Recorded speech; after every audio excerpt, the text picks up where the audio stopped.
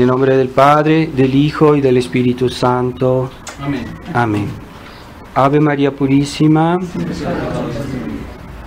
Estimados hermanos, estamos solemnizando la fiesta del Corpus Christi, que es una fiesta principal en el año litúrgico, una de las fiestas principales, porque la Eucaristía es lo que hace vivir a la Iglesia. La presencia de Jesús en nuestra vida cristiana es importantísima. Así que podemos considerar el valor de muchas cosas, muchos sacramentos de la vida cristiana, pero el principal de todos es la Eucaristía, porque es el centro de todos los sacramentos. ¿Por qué? Porque es justamente Jesús mismo, Dios mismo, el que da valor y eficacia a todos los demás sacramentos. Entonces, en los otros sacramentos está la acción, las gracias de nuestro Señor, y en este sacramento está la acción, las gracias de nuestro Señor, pero también está Él mismo, personalmente. Así que es un sacramento que todos necesitamos, es el alimento, el verdadero alimento de nuestra alma.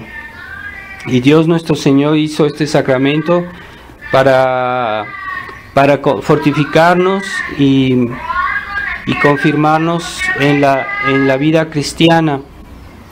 No es como muchos cristianos no lo consideran un sacramento importante, porque a veces muchos cristianos no comulgan, les parece normal vivir sin comulgar y pasan su vida así, o porque viven en algún pecado mortal y pasa el tiempo y nunca se deciden a dejar ese pecado, y les parece normal vivir así. Hoy es muy común, entonces es completamente anormal de no participar a la Eucaristía. Puede ser que alguna persona a momento dado tenga un problema, puede ser que no pueda comulgar porque comió por distracción, o que quiera hacer una preparación mejor. Puede haber casos excepcionales, pero no puede ser una regla habitual de vivir sin este alimento espiritual. Así como nosotros comprendemos muy fácilmente las necesidades corporales,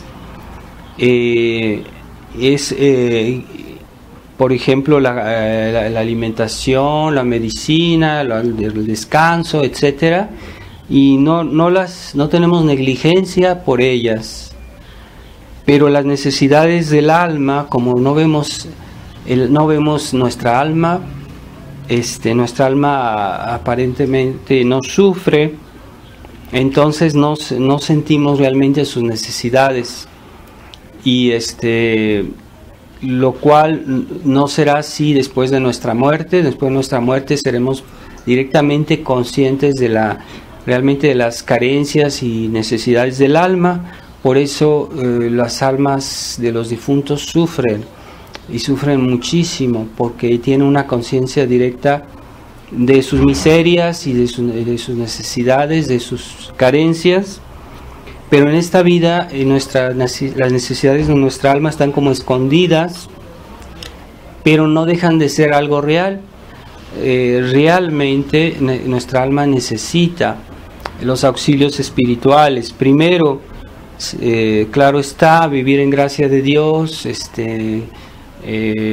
confesarse de vez en cuando, pero también este alimento espiritual que hace que el alma se fortifique cada vez que lo recibe, que este alma se santifique, que esta alma reciba nuevas gracias, nuevas luces que necesitamos para hacer nuestras obligaciones, nuestros deberes.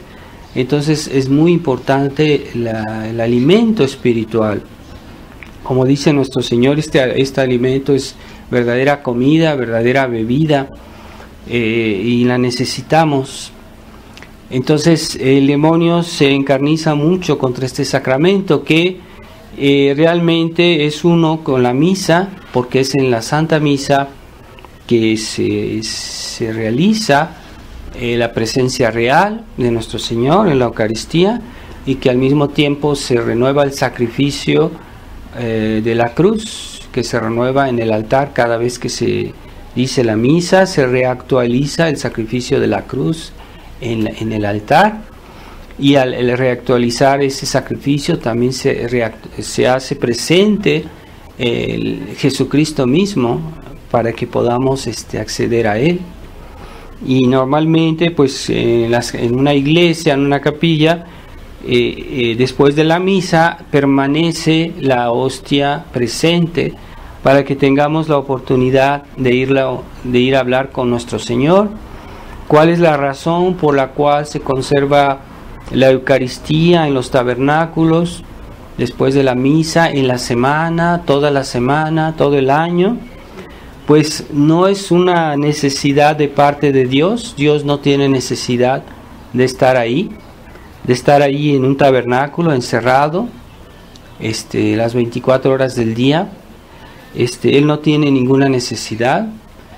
¿Cuál es la razón? La razón es que Él quiere estar ahí para que vengamos a saludarlo, a hablar con Él, a adorarlo y a recibir nuevas gracias, nuevas consolaciones por la adoración de la Eucaristía. ¿Qué pasa con muchos tradicionalistas que no tienen la oportunidad, o que en su ciudad o ahí donde viven no tienen una capilla donde se dice la misa tradicional o que se conserva la Eucaristía?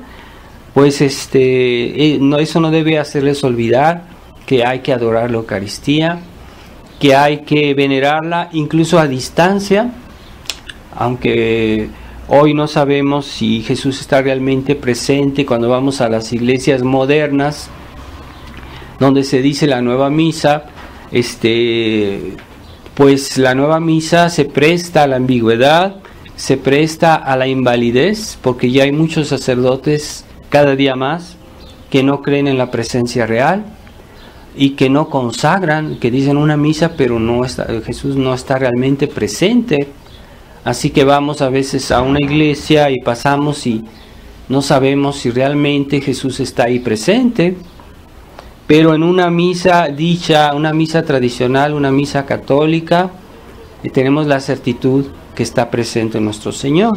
Así que si queremos adorarlo, aunque no estemos en una capilla presentes donde está la Eucaristía, pues a distancia lo podemos adorar ahí en esos lugares donde se dice la misa tradicional, donde se consagra realmente. Seguramente podemos a distancia, cuando hacemos nuestras oraciones, hacer alguna oración al Santísimo Sacramento y adorarlo a distancia. Decir la comunión espiritual que está en los libritos de piedad que tenemos. Hay una comunión espiritual, entonces no puedo comulgar todos los días como yo quisiera, como sería lo ideal, como es el alimento cotidiano del alma, la Eucaristía. Pues por lo menos voy a hacer una comunión espiritual a distancia. Yo digo el acto de comunión espiritual y pido a nuestro Señor que venga de una manera espiritual a mi alma. Ciertamente no es lo mismo que recibirlo sacramentalmente, directamente, pero de todos modos Dios en una época como la nuestra da gracias especiales, porque vivimos una época especial, una época difícil, donde no se puede hacer todo como debería ser, pero entonces Dios en momentos difíciles, Dios da gracias especiales. Y como dice la Escritura, ahí donde abundó el pecado, sobreabundó la gracia. Es decir, que en tiempos difíciles a veces Dios da gracias particulares a las almas que realmente lo buscan y que tienen el deseo de conformarse a Él y a vivir cristianamente. Así que hay que tener confianza a pesar de tantos trabas que nos pone hoy este mundo moderno y la crisis terrible, espantosa que vive la Iglesia. Entonces hoy vemos como la La adoración al Santísimo es prácticamente nula. En estas iglesias modernas ya mucha gente entra y no hacen genuflexión. No hay esa piedad que había en otras épocas, porque en primer lugar era el sacerdote que daba el ejemplo, y en la misa tradicional pues constantemente, una vez que ya se hizo la consagración, el sacerdote está haciendo continuamente genuflexión. Cada vez que va a tocar la hostia hace una genuflexión, y después de haberla dejado en el corporal o ahí en el altar hace otra genuflexión, para que quede claro que hay la presencia real de Dios, de Jesucristo en el altar. Esa es la liturgia católica, que con todos estos gestos, estos ritos, nos muestra la realidad de las cosas. No todo eso tiene razón de ser. Entonces en la nueva misa se han suprimido las genuflexiones. La nueva misa, que es inspirada en la misa protestante, y a la cual participaron varios pastores protestantes. Cuando Pablo VI hizo esta misa, él quiso que hubo varios pastores protestantes que participaron para hacer la nueva misa, que dieron ahí sus opiniones, que dijeron esto nos gusta, esto no nos gusta. Entonces se hizo una misa de tipo protestante, y por eso mismo se suprimió todo lo que molestaba a los protestantes. Y Buglini, que era el que se ocupó de esta cuestión, él hizo una declaración pública que salió, me parece que en el Observatorio Romano, es el periódico oficial del Vaticano, me parece que ahí salió, en la cual decía: tenemos que quitar del rito católico todo lo que pueda molestar a los protestantes. Es escandaloso, es terriblemente escandaloso esto, y todo en aras al servicio del ecumenismo, ¿verdad? Todas las religiones debemos hacer la paz, y los católicos tenemos que adaptarnos a los protestantes, y no son los protestantes que se deben convertir. Entonces es todo al revés en esta situación. Y los católicos han tomado, sin saberlo, muchas veces por ignorancia, han tomado esa mentalidad protestante que han bebido en la nueva misa, porque la nueva misa hace perder la fe en la presencia real, de una manera gradual, simplemente por esas omisiones de actos de adoración, de actos de manifestación de que Dios está realmente presente. Entonces los católicos han tomado poco a poco esa mentalidad de que la misa es más bien algo simbólico, y no es tanto la presencia real de nuestro Señor. Muchos todavía creen en la presencia real. Yo no digo que todos que no creen, pero se ha debilitado esa fe en la presencia real, se ha debilitado esa fe en la renovación del sacrificio de la cruz que se renueva en el altar. Se ha debilitado esa fe también en la presencia del sacrificio de la cruz, y entonces la misa ha cambiado y se ha vuelto en una ceremonia de tipo cena, que es el concepto típicamente protestante. En otros tiempos que la gente sabía hacer la distinción, cuál es la diferencia entre una misa católica y una cena protestante.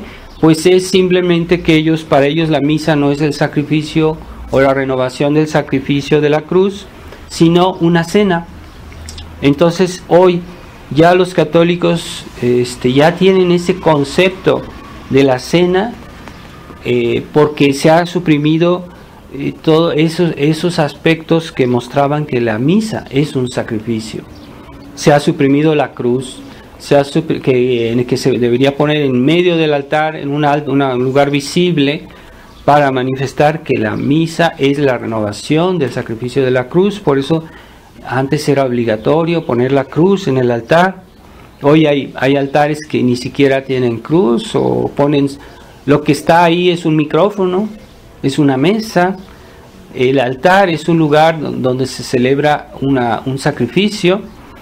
La mesa es un lugar donde se cena, donde se convive con otras personas. Entonces ya no es una oración dirigida a Dios, es un hecho humano entre hombres. Es algo que es una cena, ¿verdad? Es que es una cena, pues cuando unas personas están reunidas y hablan entre ellas. Pero no, la misa es ante todo una oración dirigida a Dios. Y no es que, como tontamente muchos dicen, que el sacerdote daba la espalda al pueblo. No, el sacerdote iba delante del pueblo para representar al pueblo delante de Dios. Y los fieles eran representados por el sacerdote y rezaban junto con él, mirando hacia Dios, porque la oración se dirige a Dios. Entonces es normal, no es que le esté dando la espalda, eso es una tontería decir eso.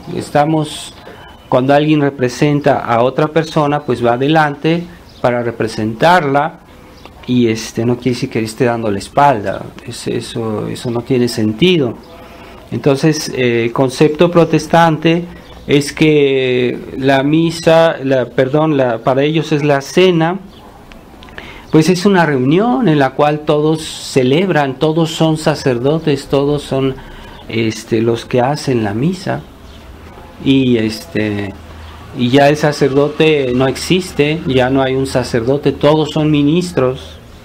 Entonces de ahí que el concepto protestante haga que pues se construyen iglesias de forma redonda, que es muy significativo. Quiere decir que todos participan, que es democrático, que todos son ministros, mientras que antes el concepto incluso las iglesias eran construidas de una forma de que era orientada hacia el altar, y que los fieles pasaban por el sacerdote para pedir a Dios las gracias que necesitan. Entonces, como se ha introducido el concepto democrático en la iglesia, entonces ya el sacerdote ya no es el sacerdote mediador, ya no es quien es como el puente entre Dios y los hombres, por el cual pasan por un lado las peticiones de los fieles a Dios, y por el otro lado las gracias que Dios da a las almas pasan por el sacerdote. Entonces ese concepto de mediación está desapareciendo. Ya nadie quiere mediadores, ya nadie quiere autoridad que le diga lo que tiene que hacer. Cada quien es autosuficiente, es el concepto protestante. Ya los protestantes rechazaron a la iglesia, porque la iglesia es la que nos explica la escritura, nos explica el sentido de las palabras de nuestro Señor. Pero el libre examen protestante es que cada quien solo, con la ayuda de Dios supuestamente, puede interpretar la Biblia. Pero pues de ahí salen toda una serie de contradicciones, de cosas absurdas, y es normal que haya tantas sectas protestantes, porque cada quien tiene su interpretación. Entonces, si es el Espíritu Santo que los ha inspirado, ¿por qué son contradictorios entre ellos? Cada quien tiene su teoría, cada quien tiene su idea sobre un texto de la Biblia, no se entienden. Si fuera Dios que les inspira eso, pues no habría esa diversidad, mientras que en la Iglesia Católica siempre ha habido unidad, porque la Iglesia da unidad de interpretación, y la Iglesia que interpreta la Biblia. No cada quien puede sacar su teoría o su pensamiento, que yo no digo que siempre uno se equivoca, pero a veces es muy riesgoso querer interpretar cada quien la Biblia. Por eso la Iglesia ha prohibido las Biblias que no están aprobadas por la Iglesia y las Biblias que no están comentadas, porque hay Biblias que no tienen comentarios, y eso está prohibido tener Biblias que no tienen comentarios. Pero los enemigos de Dios son tan hábiles que han sacado Biblias católicas que prácticamente tienen unos comentarios casi nulos, muy pequeños, casi inexistentes, y es casi ir a lo mismo, ¿verdad? Decir que es una Biblia que no tiene comentarios en realidad, porque son tan breves que no sirven, no explican bien. Entonces, por eso en otras épocas los fieles no tenían, la Biblia estaba prohibida, no todos los fieles podían leer la Biblia, porque se presta a muchos errores cuando la gente se pone a especular sobre la cuestión de la Biblia. Pero ya después la Iglesia permitió las traducciones de la Biblia en lenguas vernáculas, pero con comentarios hechos por personas cultas en estas cuestiones. Entonces, ese es el concepto de que también en la enseñanza necesitamos mediadores. La Iglesia está ahí, la Iglesia católica Dios la hizo para transmitirnos la enseñanza de Jesucristo, a nivel de la enseñanza, pero también a nivel del culto, de la misa, de los sacramentos. También necesitamos de la Iglesia. Entonces, el mundo está puesto en una situación tan grave, tan difícil, casi insoluble, porque la Iglesia ha sido neutralizada, porque la enseñanza de la Iglesia ya no es conocida. Ni siquiera en los seminarios les enseñan bien la doctrina de la Iglesia, les enseñan la doctrina del Concilio Vaticano II, que no es lo mismo, que es otra iglesia. El Concilio Vaticano II, la Iglesia conciliar, es una iglesia cismática que se está alejando de la verdadera Iglesia. Y hay una mezcla, ya lo he dicho varias veces, ¿no? Como una mezcla dentro de la misma Iglesia, entre una Iglesia, algunos elementos todavía quedan de la Iglesia tradicional, verdadera, mezclados con una nueva Iglesia, que es la Iglesia conciliar.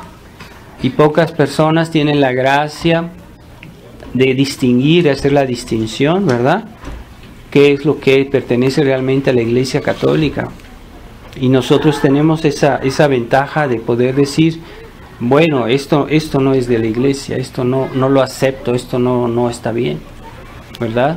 En general, esas novedades que han sido introducidas después del Vaticano II, tenemos que rechazarlas.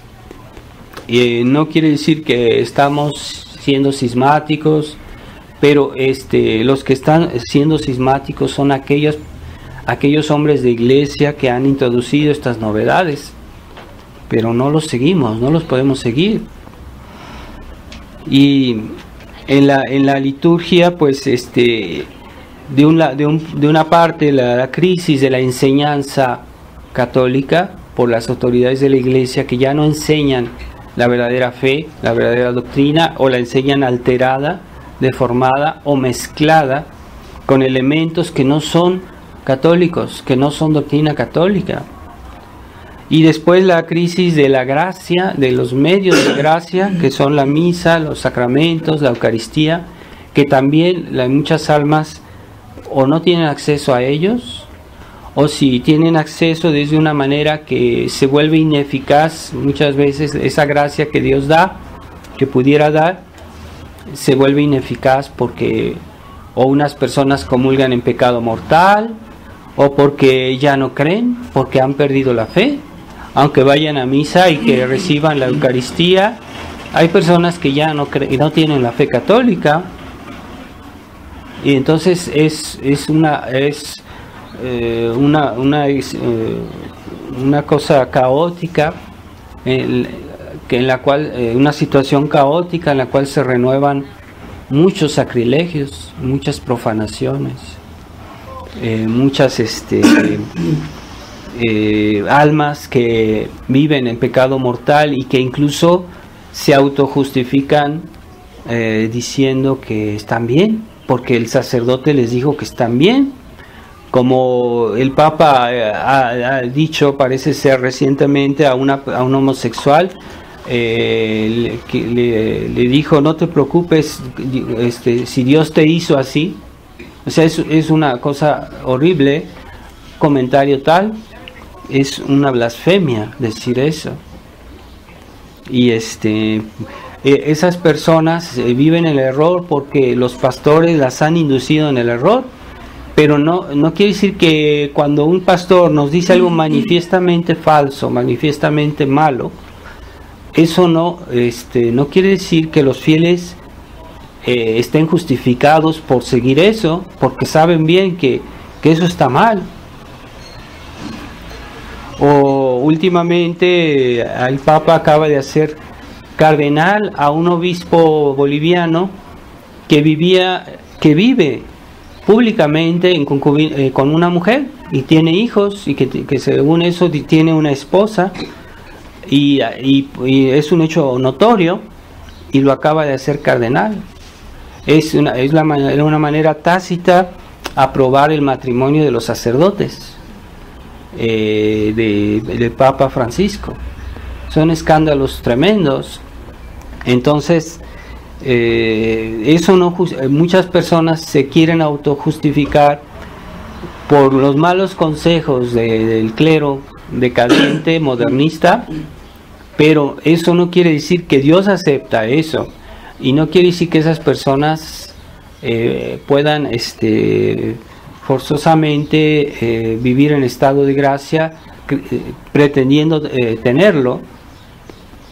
Entonces hay muchas personas que van a misa, que son aparentemente católicos de la iglesia moderna y que viven en pecado mortal y que reciben los sacramentos, pero que viven en pecado mortal y que está pesando sobre sus cabezas la sentencia de la condenación. Entonces no es esa apariencia de ser católico que es suficiente, ¿no? Nuestra pertenencia a la iglesia, como siempre se ha dicho y como está en el catecismo, es aquellos que creen primero tienen la fe y que adhieren a las enseñanzas de la iglesia católica, no de la iglesia moderna, no de la iglesia nueva, de la iglesia que es una cosa nueva que no existía antes y que ahora existe. Pues esa nueva iglesia no es la iglesia católica.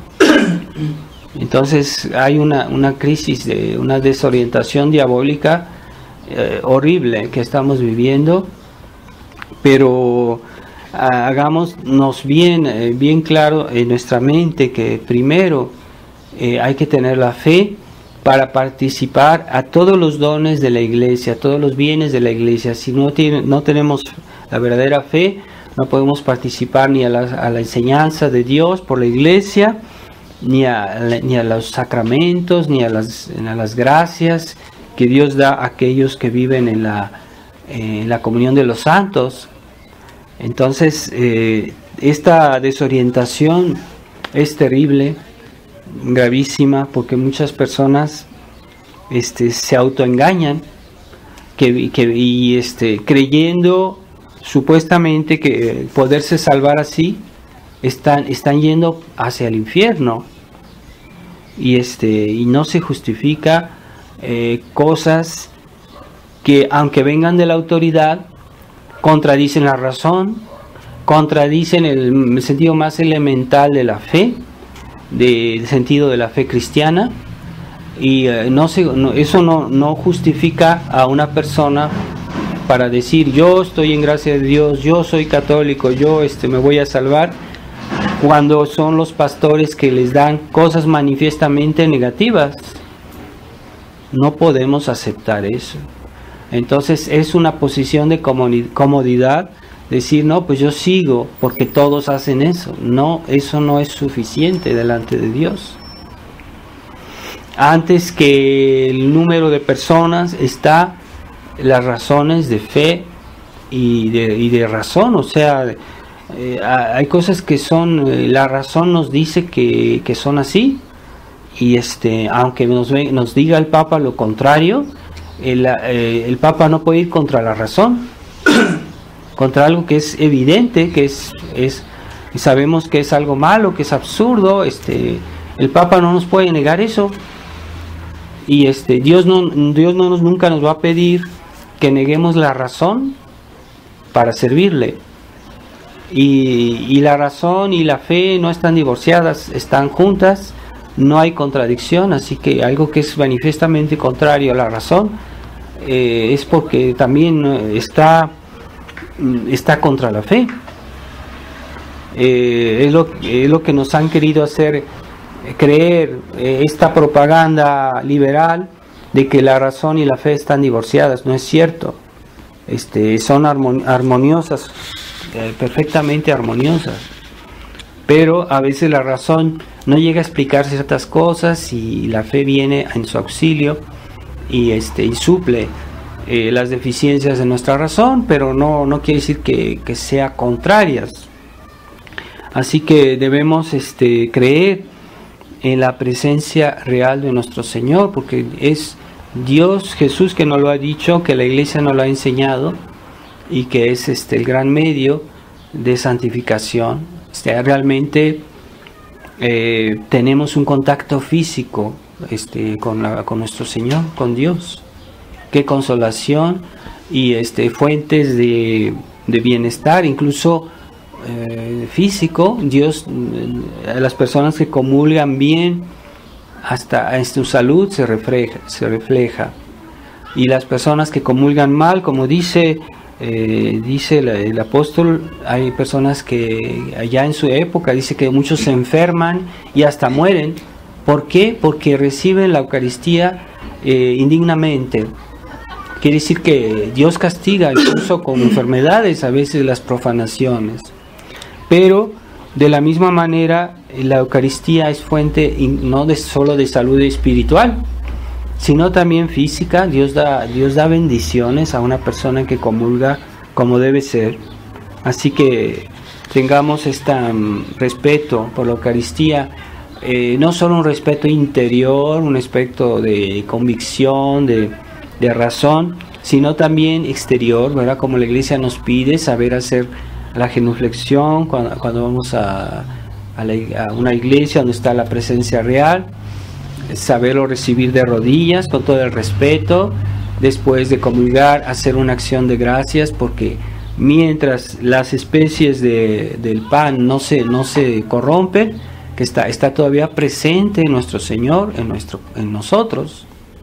Entonces Él sigue presente. Por eso después de comulgar hay que hacer una acción de gracias, y es un momento íntimo con nuestro Señor en el cual debemos hablar, y Él nos manifiesta su consuelo, sus gracias en ese momento. Así que debemos seguirlo, no olvidarlo, porque perdemos esas gracias si no estamos atentos a la acción de Él en ese momento. Por eso es muy importante, después de comulgar, rezar y recogerse un momento para agradecer y pedir nuevas gracias. Entonces vamos a pedirle en esta Santa Misa a nuestro Señor que nos prepare a recibir la Santa Comunión y que nos ayude a aprovechar lo máximo que se pueda esas gracias que Dios nos quiere dar. De hecho, toda la misa es una preparación al momento de la comunión, y la comunión es el momento supremo para nosotros, ¿no? O sea, la misa desde el principio es una preparación al momento de la comunión. Pero aquellos que comulgan en pecado, pues no solo no reciben las gracias, sino que manchan su alma con un pecado muy, muy horrible que se llama sacrilegio. Y la mejor participación a la misa es comulgar. O sea, uno asiste a misa, está bien, pero para que la participación sea realmente más perfecta, hay que comulgar. Es la mejor participación a la misa cuando uno comulga. Y por eso también, ¿cuál es la mejor participación a la nueva misa? Pues es comulgando en la nueva misa. Por eso no debemos comulgar en la nueva misa, porque estamos participando a un rito protestante, a un rito que no es católico, y no debemos comulgar en la nueva misa, o comulgar de hostias que han sido consagradas en la nueva misa. Así que antes estaba prohibido comulgar de hostias que habían sido consagradas, por ejemplo, en una misa de un sacerdote cismático, que aunque sea una comunión válida, o como haya una presencia válida de nuestro Señor, aunque sí la hay en esas misas, pero está prohibido comulgar de esas hostias, porque fueron consagradas en el contexto de una falsa religión o de una religión cismática. Entonces estaba prohibido. Y así de la misma manera, los que comprendemos el problema de la tradición, no debemos comulgar de hostias consagradas en la nueva misa, porque es una manera de participar, aunque fuera que como recibieran la hostia fuera de la nueva misa en un momento, por ejemplo un enfermo, etcétera, pues de todos modos él se está uniendo a esa misa, porque está participando a la comunión que fue consagrada en esa misa moderna. Así que ni fuera de la misa moderna se debe comulgar o recibir hostias que han sido consagradas en la nueva misa, porque es participar a la misa nueva. Entonces pidámosle a Dios que nos fortifique, que nos haga tener actitudes claras en esta situación de crisis, porque cuando uno comienza a mezclar o a hacer concesiones, se pone en peligro, y poco a poco es como un declive que es irremediable. Vamos a pedir a Nuestra Señora que nos dé esta fervor, esta fe y todas las disposiciones para siempre que recibamos la hostia, que la recibamos bien y cada día con mejores disposiciones. Ave María Purísima, sin pecado concebida. En el nombre del Padre, y del Hijo, y del Espíritu Santo. Amén.